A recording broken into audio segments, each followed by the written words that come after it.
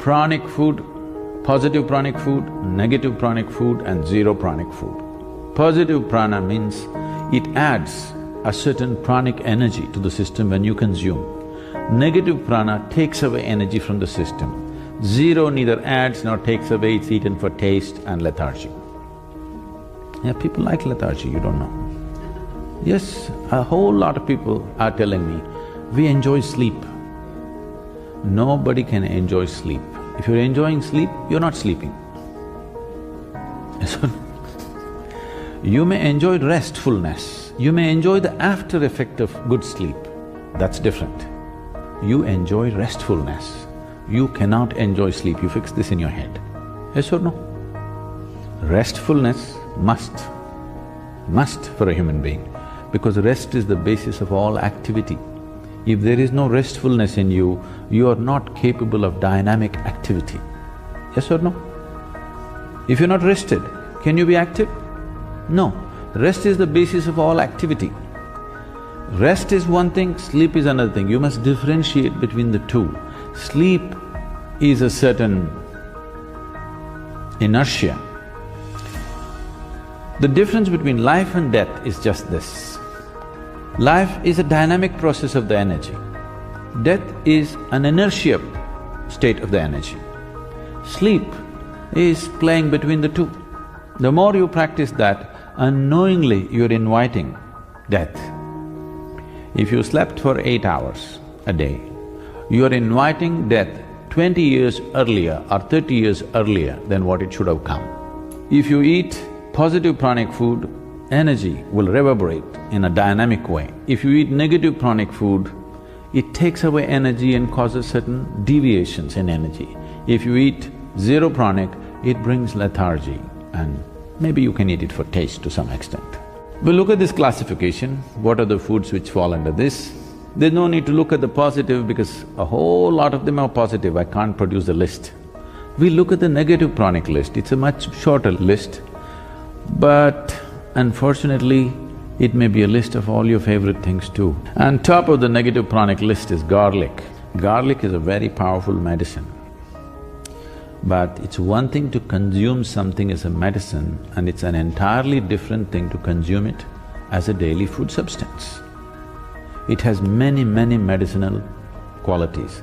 In Ayurveda and Siddha, we use garlic in a very powerful way for specific ailments. But now your logic is, every day if I pop whatever medicine I can, I will be healthy. In Ayurveda, we say like this, every root, every leaf found on this planet has some medicinal quality. It's just that only a few we have learned how to use, others we are yet to learn how to use. Otherwise, every one of them has some medicinal quality if we are willing to pay attention and learn how to use them. So now if you want to be healthy, what you do is, anyway it's fall time, there's a lot of leaf.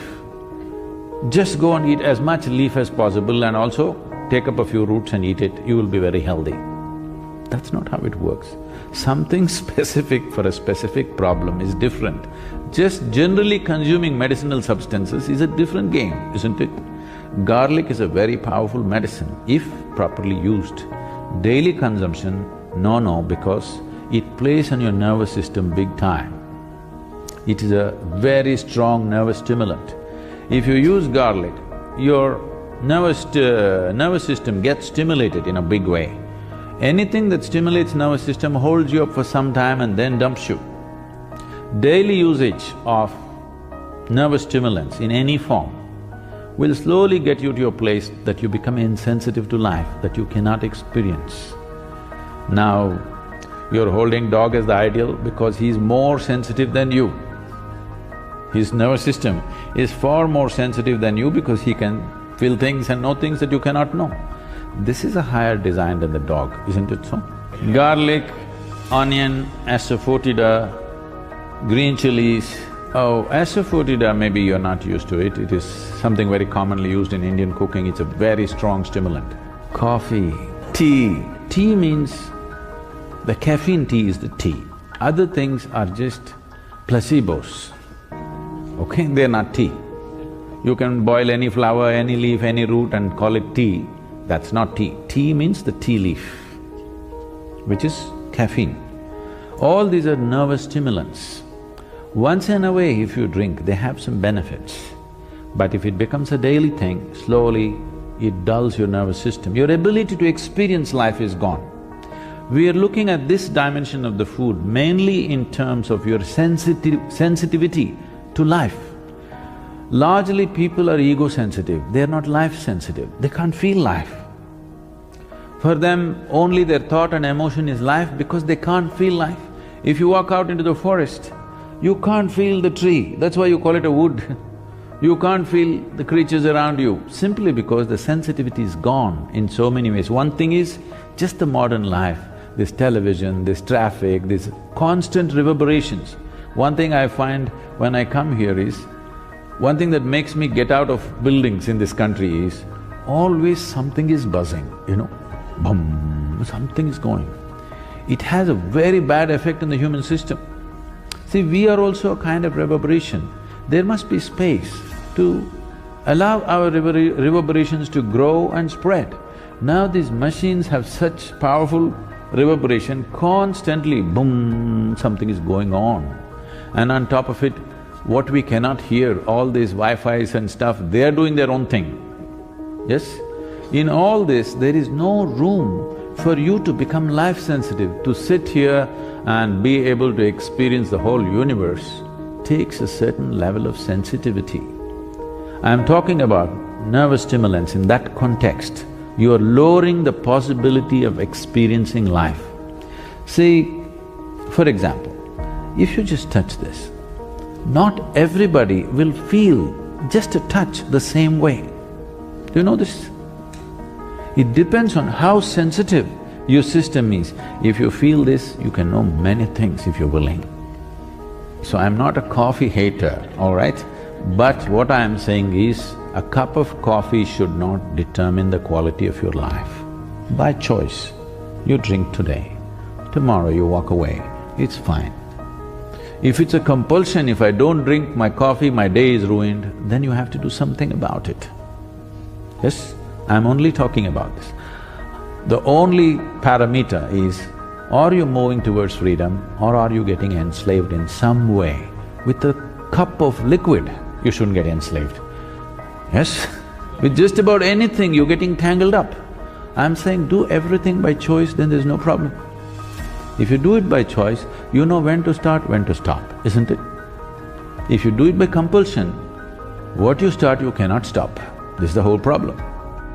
It's not like you become a fanatic, I don't eat this, I don't eat that, I eat this, I don't eat that. Don't become a food fanatic.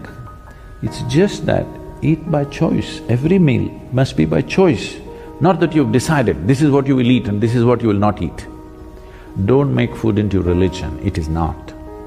It is a choice, and the choice should be according to the needs of the body, not according to social needs, not according to cultural needs, according to the needs of this body, isn't it?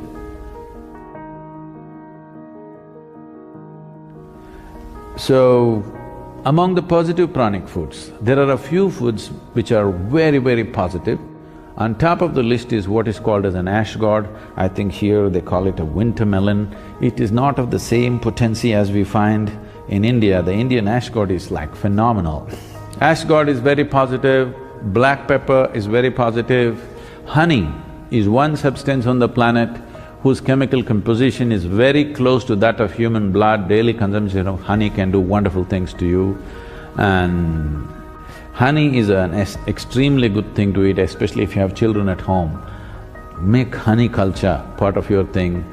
Psychological stability, physical well-being, vitality, all these things can be greatly enhanced simply consuming daily honey.